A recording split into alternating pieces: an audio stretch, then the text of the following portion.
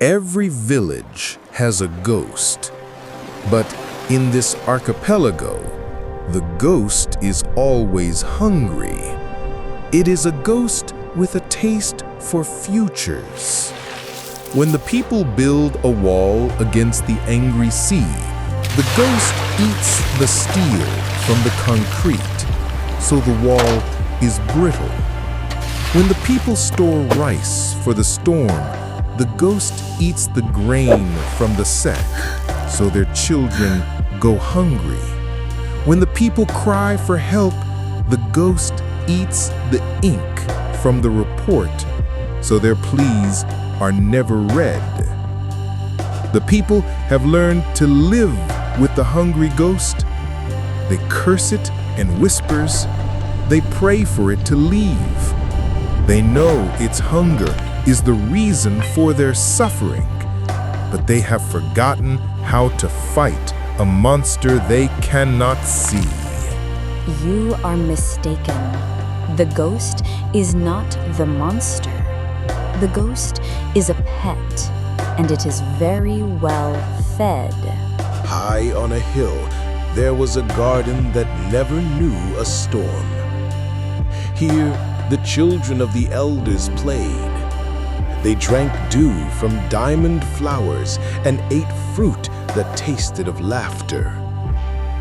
Their world was soft and green and kind. From their garden, they could see the village below, a place of gray roofs and muddy water. They would sometimes watch the small people wading through the streets, and they would feel a strange, distant pity. They would say, "How sad that their world is not as beautiful as ours."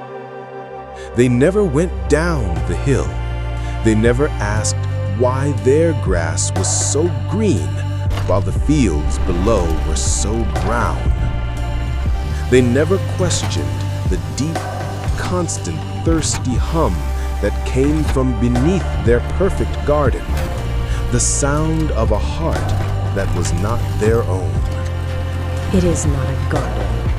It is a monument built on a graveyard of stolen springs. The seawall failed, the village drowned, and so the elders gathered in the house of judges to find the truth. The walls of the house were made of perfect mirrors, so that all proceedings would be transparent. The head judge stood.